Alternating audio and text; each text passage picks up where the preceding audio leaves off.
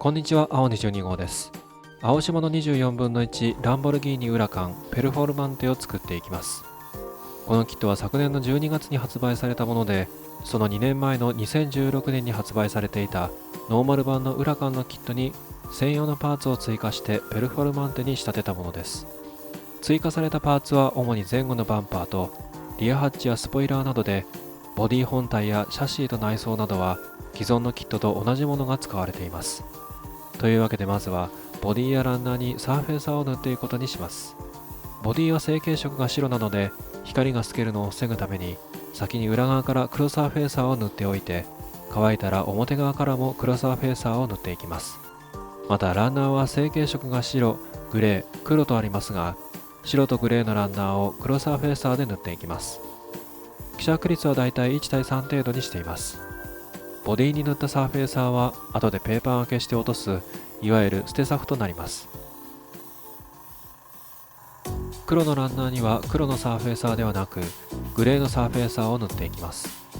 希釈率はやはり1対3程度にしています。実はサーフェイサーは塗らなくてもさほど仕上がりには大きな差は出ません。今回はこの後に塗る色がどこまで塗られているかを分かりやすくするために塗っていますが、メリットはその程度です。サーフェイサーを塗るということはその分塗装する回数が増えることになるので、時間の節約を優先するときは省略するというのも一つの手です。ちなみにランナーは使用しないパーツも含まれていますが、それらはあらかじめ切り離してあります。どのパーツが不要となるかは説明書に書いてあるパーツ図で確認しています。ただし青島のキットの説明書は間違いがあることがあるので、切り離したパーツは捨てないようにした方が後々救われることがあります。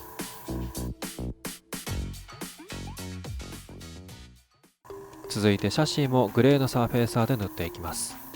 ここの部分に関しては先ほどの内装などのパーツとは異なって、この後に塗る色が比較的明るい色なので発色を良くするために塗っています。黒の上に明るい色を直接塗ると本来の明るさにならないことが多いためです。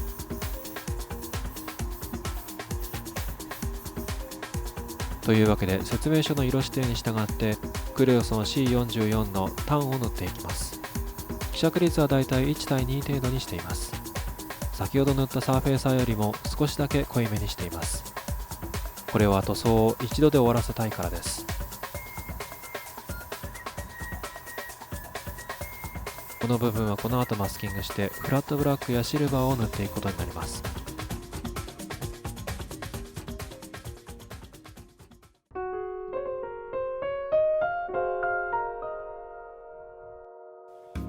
サーフェイサーを塗り終わったのでパーツを切り離していきます。パーツは一気に全て切り離してしまいます。どれがどのパーツなのかわからなくなるのではないかと思われるかもしれませんが、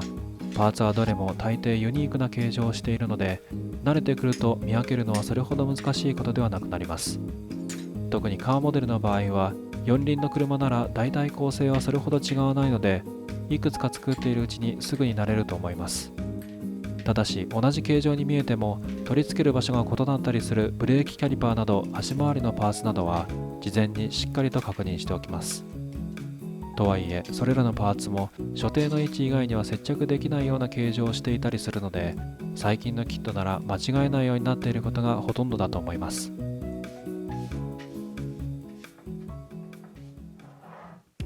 外装のパーツをペーパーがけしていきます。600番のタミヤフィニッシングペーパーを使って主にボディの表面となる部分全体を削っていきます。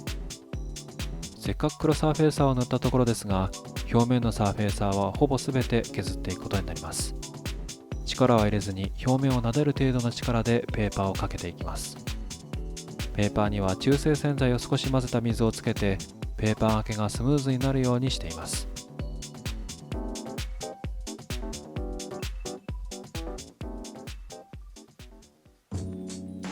ボディ本体の方は筋彫りを少し深くしておきます。